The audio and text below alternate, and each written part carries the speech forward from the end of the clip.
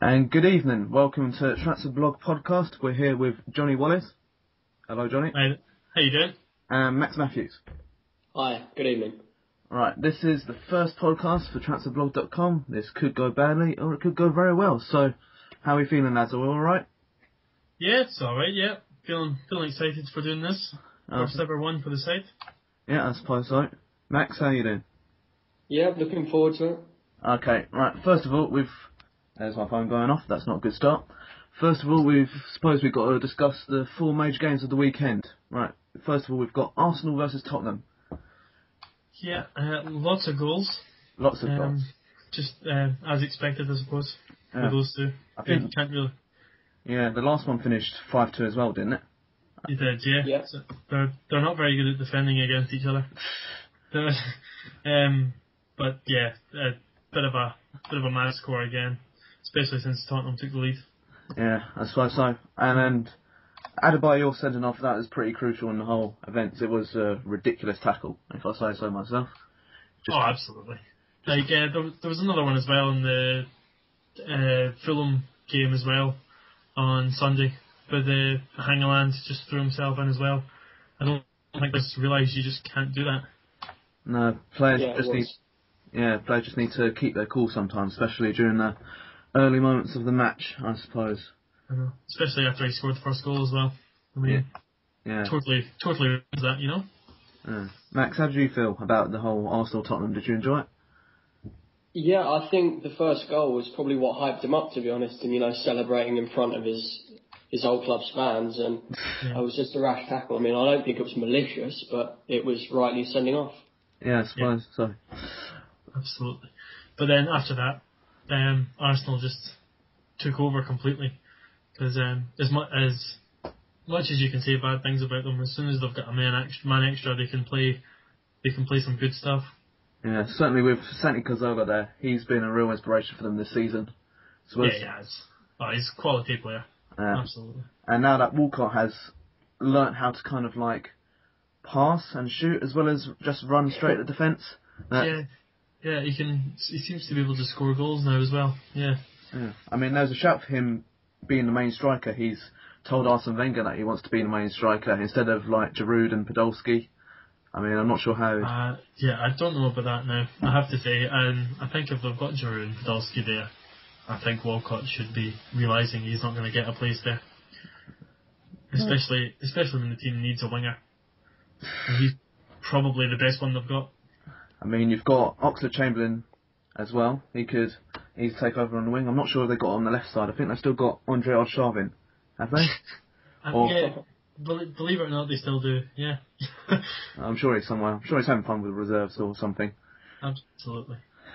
But I don't think he should be trying to get into a striker position, especially with what we've got already.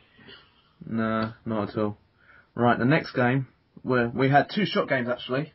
We had Man United going down surprisingly to Norwich, 1-0. Yeah.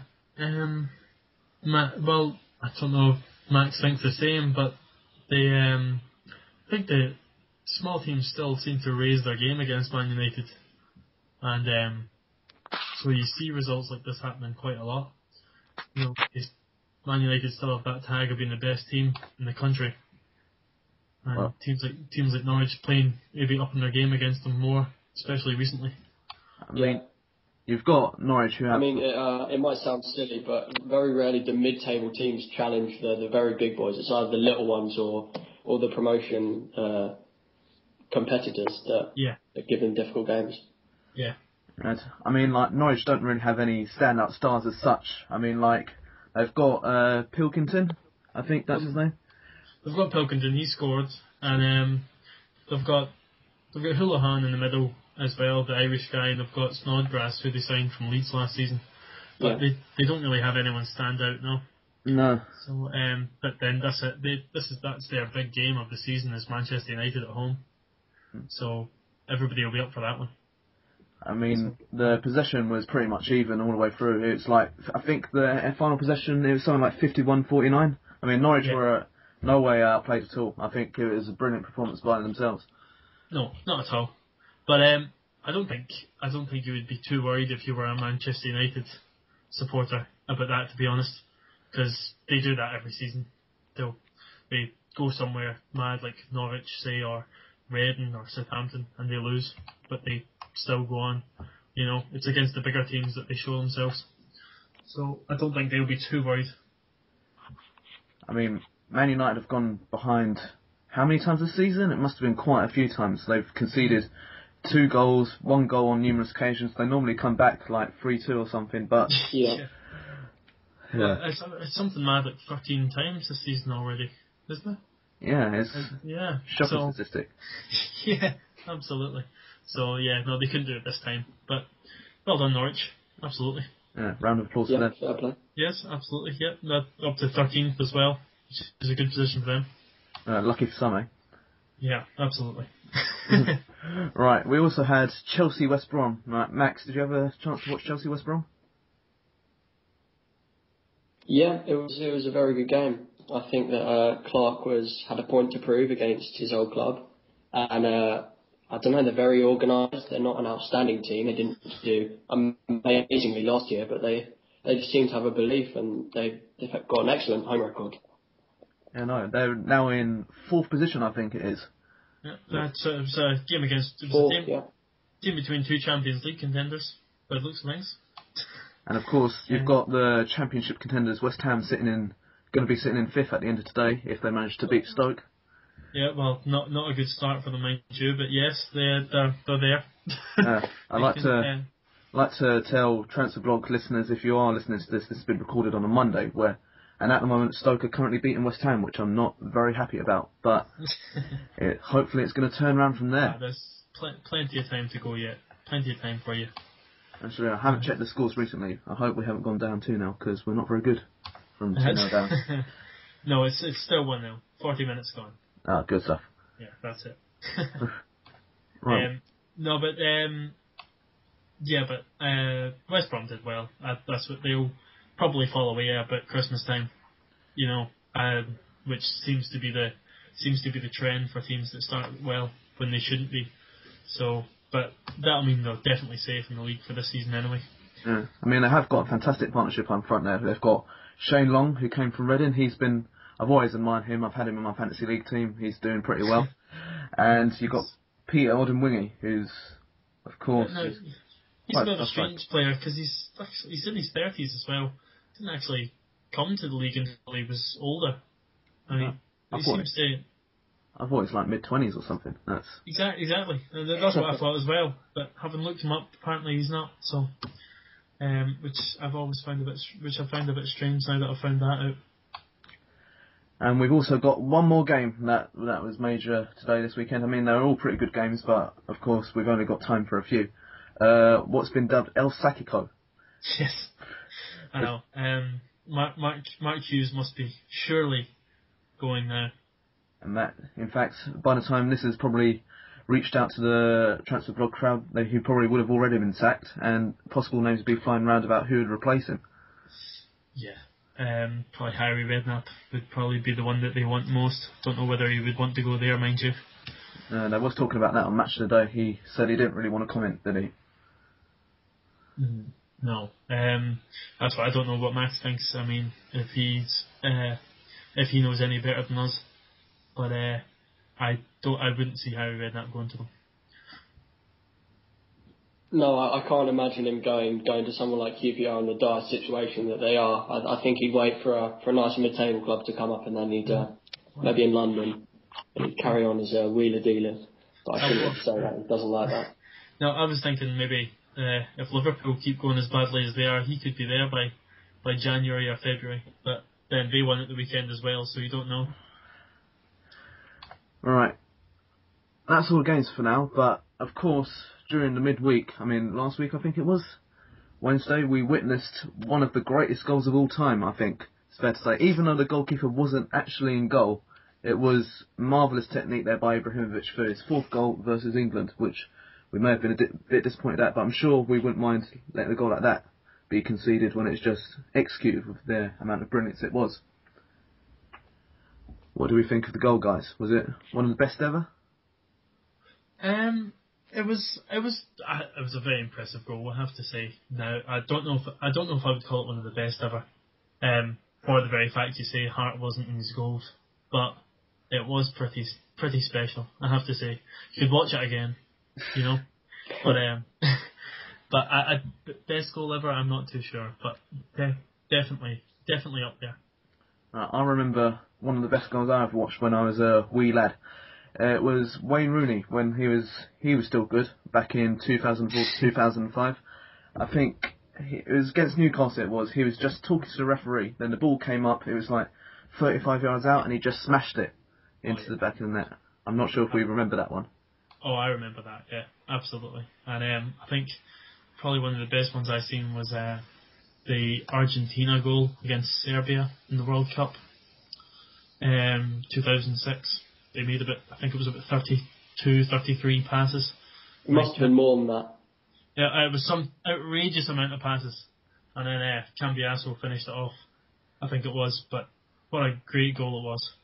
I mean, guys, what would you consider to be like a great goal? Are you looking for something like a 40-yard strike from out far, or are you looking for lots of teamwork and a real team goal?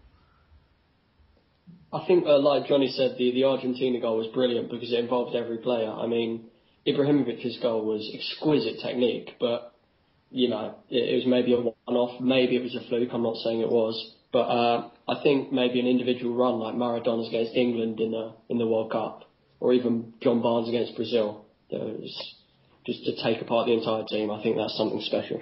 Yeah, and Bergkamp's against Newcastle as well. That's one I always remember as well. The one where he spins around the defender. That's just a piece of individual brilliance. I couldn't stop watching that goal. I mean, you've got the best goal of the year competition coming up soon. I can't remember its technical name. I think it's named after the Hungarian Puskas Award, yeah. Yeah, the Hungarian striker. I mean, like, you've got some contenders for that. You've got Messi versus Brazil, where he done that run and then shot from like 25 yards out, and you've also got Hatem Ben Arthur's solo run against Blackburn. That happened in January. I'm not sure if we still remember that one. That was quite a long time ago. Oh no, I remember. And then they've got the pick of the women's game as well. They've got a nice strike there. I think it's Germany. I mean, I haven't seen that one myself, but yeah, that's a 40-yarder right into the top corner. So there's a few goals in it that are very good. I think there was one though that there was the pick of the bunch. There was I think it was a game from somewhere in South America. There's a back heel from about 20 yards that goes into the net, which is pretty special. I think it's special in anyone's books. Yes, so I bet that was my pick of the bunch of the goals I've seen from the Puskas Award. I mean, Max, have you seen any goals that have stood out? Have you managed to have a chance at the nominations for the Puskas Award? No, I haven't. Well, there is quite a few there. You should check them out. I definitely will. Right. Next up, guys, we've got English players who deserve a call-up. I mean, we had debutants there from Leon Osman, who's 31 years old, I believe.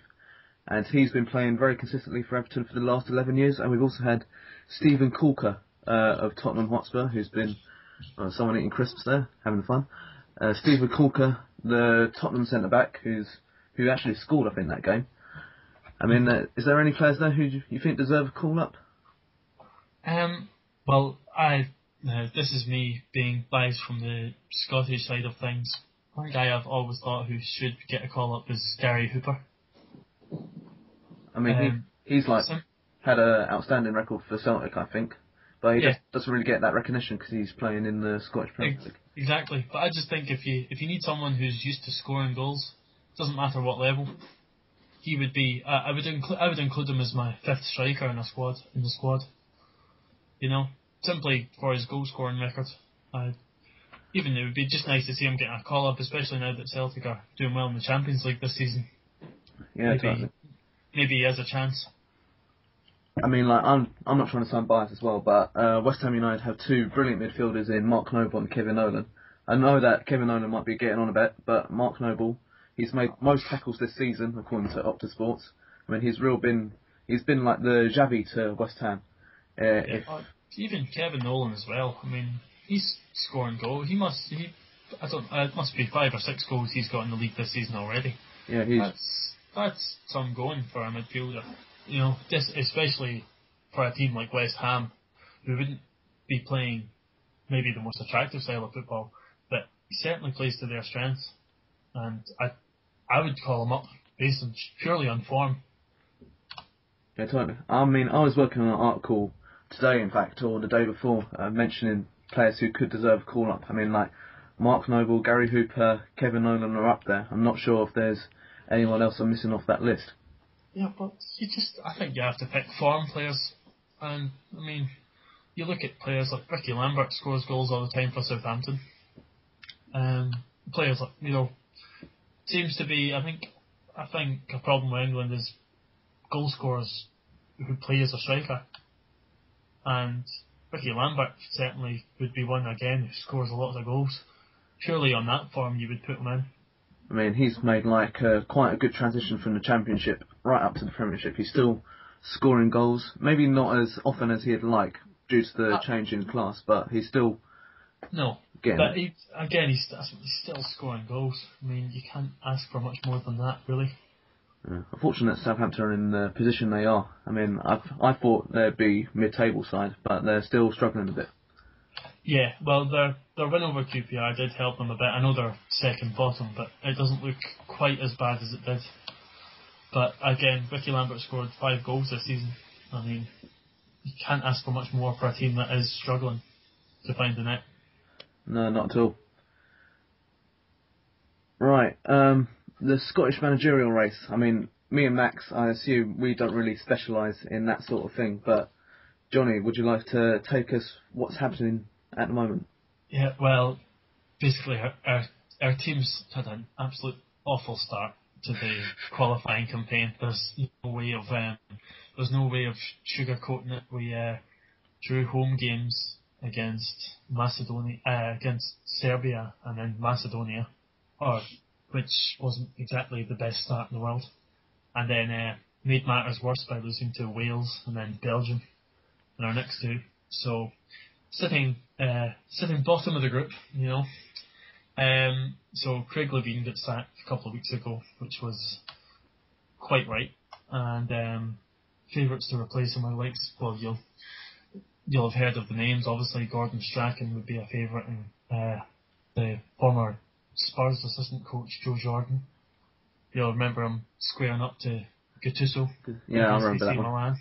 Yeah, so he certainly has the passion. And names like Alex McLeish as well. I mean, you've got Kenny Dalglish as well, formerly of Liverpool. I mean, absolutely. I'm not really disrespecting Liverpool, but with the resources they currently have, you've got Suarez and Gerrard as their main players. I mean, apart from that, they've got a fairly average squad, in my opinion. Yeah, no, I think, to be honest, I would say Dalglish got sacked last season purely because of the way they handled the whole Suarez-Evra situation. But in terms of form and success, I mean, they did win silverware last season, and I think he would be a good man for the job. I have to say, he'd certainly have the passion for it as well, which I think you need on an international level to get players up for the game. Yeah, totally. I mean, like, Max, is there anyone that... How do you think Liverpool are doing at the moment? Liverpool?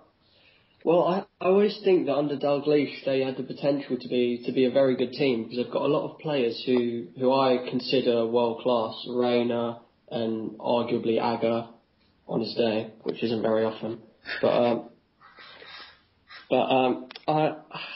I think Brendan Rodgers is probably a good manager. They spent a lot of money releasing him from his contract at Swansea, and they gave him a nice long-term contract. So they're effectively tying their future to him, which is what Chelsea did with ABB. But whether he'll be as successful as he was with Swansea remains to be seen. I think winning at the weekend there, I mean, I think they're undefeated in 5 games now, which is not bad going at all for the league. So beating Wigan definitely was important though, considering they'd drawn the last 3. So they're getting there. But I'm actually looking now. They haven't actually lost since they lost to Manchester United in 23rd of September in the league. So they're certainly doing better now. I suppose so, but when you've got Suarez, who's like their main player, I mean, take away his goals. I remember them saying that they'd be in the relegation zone. I think there was a Sky Sports stat that said he's contributed before the weekend there when he scored 2. I think it was 57% of their goals. I mean, you remember Liverpool back in the days of 2005? They were Champions League winners. I mean, now they're come to what I think is quite an average Premier League side. I mean, they've got Steven Gerrard, who's been very loyal to them, who I believe could go on to better things with let's say, a top-level club such as... Well, actually, I don't really want to link Gerrard with any clubs because the newspapers would be onto that as soon as. but I believe that Gerrard is more... he's capable of a better club than Liverpool, as well as Suarez. Suarez is a magnificent player when he's busy not being racist. But absolutely. Also, I don't want to make this too controversial. I realise that this could be getting slightly controversial, but let's try and refrain from that for the moment. We support. Yeah. I'm not sure. They've got Yuri Sahin there as well. I mean, he's a player who's won the Bundesliga, and they've got players who are used to winning things, but it just doesn't seem to work for them. I don't even know why.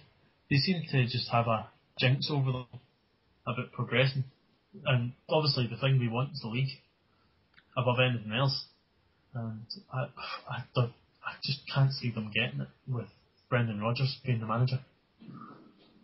I mean, he's a fairly, you wouldn't say he's a top-class manager, but you've got Roberto Di Matteo of Chelsea. He came from West Brom, I think. Hopefully I'm not getting my facts incorrect there, but Di Matteo comes from West Brom, and he's doing a fairly decent job at Chelsea. You've also got, who was I thinking? Alan Pardew at Newcastle. I mean, he came... Former West Ham manager himself. I mean, he's now built up. I think he's now getting a 10-year contract at Newcastle. I've been hearing. Yeah, it's something mad, like 8 or 10 years. I know, but it's good. Like Di Matteo was a bit lucky in the sense that they won the Champions League. I mean, that was what Abramovich wanted at Chelsea. So now that he's won that, he's guaranteed to get the job, I think, for this season, and he'll probably be safe this season regardless of what they do. But I just don't see Brendan Rodgers being able to take Liverpool to a point that they'll be challenging for the title. Yeah, I think you've got... Yeah, I think... Oh, sorry to butt in there, but I think you've got a few more years before Liverpool can really be considered like a top 4 side again. I mean, exactly. I think it's... They're, let's say, between 5th and 8th. They're around that region at the moment. They've just got to build up to become something more, I reckon. Well, Everton are better than them, I think, at the moment. Everton are probably at a better stage than Liverpool are at the moment. So they're not even, I don't think, the top club in their own city. So I think they've got a bit of a long way to go yet, I think. I mean, there's 2 great teams in Liverpool, aren't there? You've got Everton, and then you've got Everton Reserves. Of course, that's it. At the moment, I know Everton fans must be loving the fact that Liverpool are not even in the top 10 of the league, and they are challenging for 4th place at the moment. They must absolutely love that. Yeah, I think we've kind of gone slightly off topic from the Scottish managerial race, but... Well, to sum that up, Gordon Strachan or Joe Jordan for me. Yeah, I wouldn't mind seeing Kenny Dalglish. I think he was given slightly unfair chance at Liverpool. I think he could do a lot more. Absolutely, I wouldn't complain about that either. Any final thoughts on that, Max? Oh, I think that Joe Jordan would be a very good person because Levine was criticised for being a little bit corporate and a bit cold, and Jordan is completely the opposite of that. Absolutely. As is a little bracket showed. Yep, absolutely.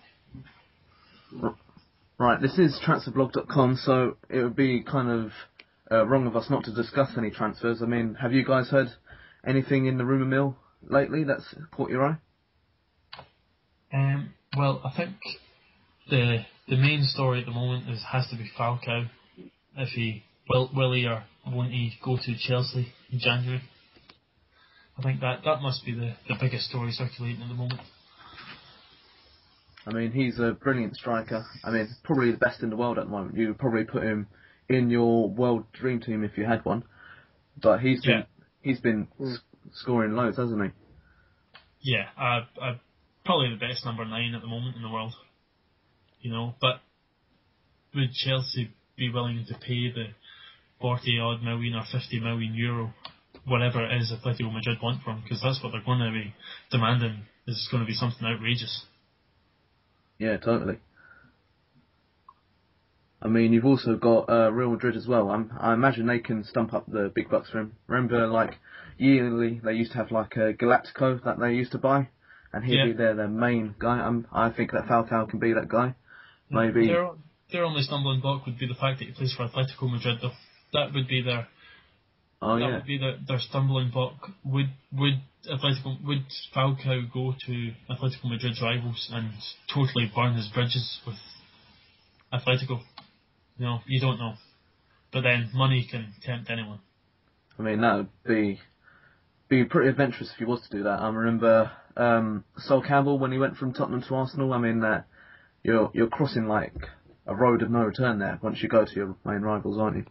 Absolutely, and I think I always remember when Kenny Miller signed for Celtic, having been a former Rangers player. I know it wasn't a move straight there, but even that turned heads. That you would play for both sides of the city. So I don't know if he would, but Chelsea would definitely be a candidate as well. They'd certainly be one of the teams that could afford him. Yeah, totally. I mean, have we got any other rumours that anyone would else like to discuss? Well, I think the best one I have to say that I've seen is one coming out of Brazil at the moment. Is Palmeiras, the Brazilian Serie A club, are trying to sign a 20-year-old right back called Pikachu. Pikachu, I've heard that name around somewhere.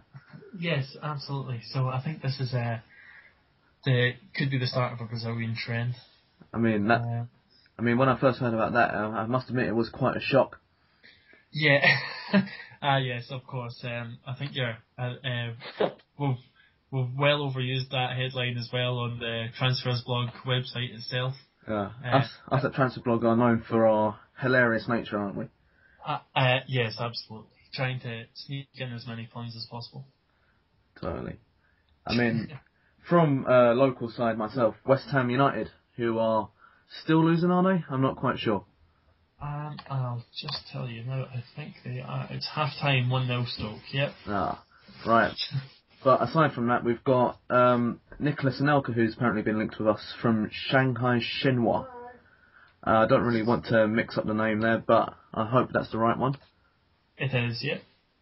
Yeah, I mean, like, that's from the same club that Didier Drogba was at. I mean, I've been hearing they've had some financial difficulties as well, which could about their players not being paid and all sorts. I heard that a couple of months ago, but I'm not sure how reliable my sources are. But Anelka to West Ham, I'm not quite sure where he'd fit in there, but maybe a partnership with the goal-scoring hero that is Andy Carroll, or Andy Carroll, of course, he hasn't scored for West Ham yet, has he? But he has been a main figurehead at the attack. I mean, you've got, sorry to take the conversation away again, but to West Ham we've got Carlton Cole up front who can't... Is he still there? No, that's absolute news to me. No, Carlton Cole is still here.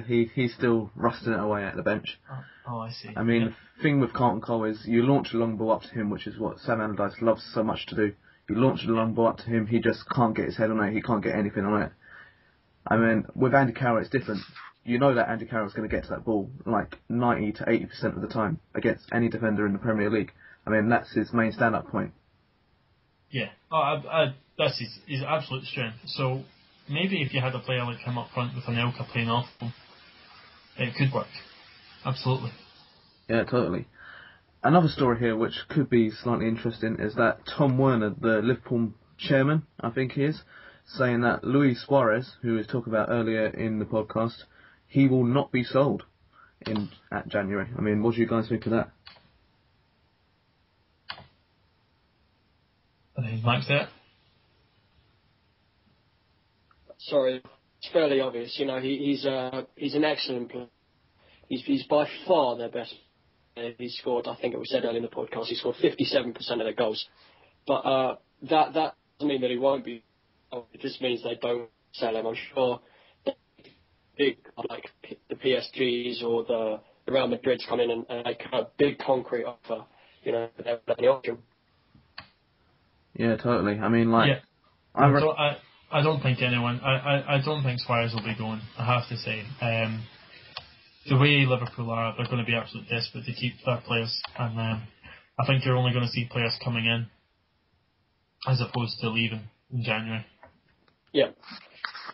I mean, they've got to strengthen Liverpool, haven't they, in order to try and reach their ambitious goals, which is, I'm not sure what quite their goal is, but they certainly want to be in the top 6, don't they? And they're nowhere near that at the moment. No. Well, they need a striker as opposed to selling one. You know, I mean, Suarez is their only striker fit in the squad at the moment. So they do need someone to come in. So, I mean, there's names like Huntelaar being thrown around. I don't know if he would want to leave Schalke to go to Liverpool. And the big Angie striker, Traore. Right, I haven't heard much about him, to be honest. He's, I think, got 10 goals in his first 13 games for Angie. He's 6'8". He's even taller than Peter Crouch. So, he could be an option. Yeah, huge lad. He's 6'8". He's a rich man's Andy Carroll. Absolutely. But Angie only bought him for 18 million in the summer, so I don't know if they would want to sell him so quickly after buying him. Yeah, totally. I mean, the final story we've got here is that Mario Balotelli. You know, you either love him or hate him, don't you? I personally love the guy. I reckon he makes the Premier League what it is. Well, not quite exaggerating that as much, but he is a brilliant guy, I reckon. I'd be in the opposite end of the scale. I would. I'd be delighted to see the back of him. I have to say, it was fun at first, but I think it's getting a bit tiring now. I think maybe he can go to Marseille and join Joey Barton. I don't know. Can you imagine Joey Barton and Mario Balotelli in the same team? I know it would be. You would definitely pay to see that. Oh. Yeah, I think it'd be a bit of a shock to the French league, mind you. Yeah, but Balotelli, he's apparently going to PSG, who have, of course, been splashing the cash of recent times. They've got Lavezzi, Ibrahimovic. I mean, like, there's too many. I think West Ham might have scored there, but you've got Ibrahimovic, Lavezzi. I'm not sure who else they've purchased. Thiago Silva. He's a good centre back. Huge money getting thrown around there. It's they're another team. They could afford, if they wanted Balotelli, they could afford him. You know, so but again, whether he would be tempted to leave, considering the money he's obviously going to be making at Manchester City, does he want to leave? I don't know, but if he has a choice or not is a different story as well. Yeah, I mean, like, I'm not sure how Mancini feels about him, because you've got two ends of the scale with Mario Balotelli. If you remember, during pre-season, I think it might have been last season or this season, when he was playing LA Galaxy, he tried that ridiculous backheel goal. That failed completely, and then he got subbed off, and then you've got the other side of Mario Balotelli, who could just keep on banging in goals whenever you need it. Exactly. It's like Mancini and Balotelli, they sort of remind me of Mancini being his dad, and Balotelli being like a sort of rogue teenager, and Mancini's tearing his hair out, you know, like, because he still persists in picking him, despite the fact that he's playing poorly. So, I don't know. It's just one of those situations you don't know what will happen until January comes along. I suppose so. Right, guys. I think we've come to the end of our time at this discussion, but it has been a good one, I think it has. Good timing as well. Joey O'Brien's equalised for West Ham as well. Yeah, I thought, because I'm right next to the stadium here, I heard the loud cheers and started dancing immediately, but luckily this isn't a video conversation, but... Absolutely not, but it's Joey O'Brien. Joey O'Brien. Yeah. He's been Mr. Consistent for West Ham, I feel. He's always getting them 6 out of 10, 7 out of 10 ratings, but I quite like Joe Albiron.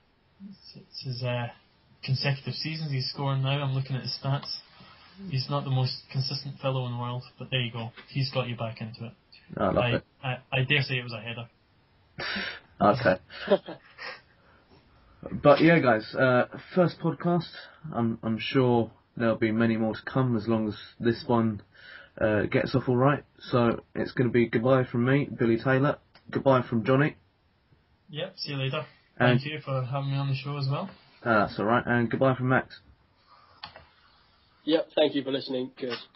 All right. See you later, guys. Bye.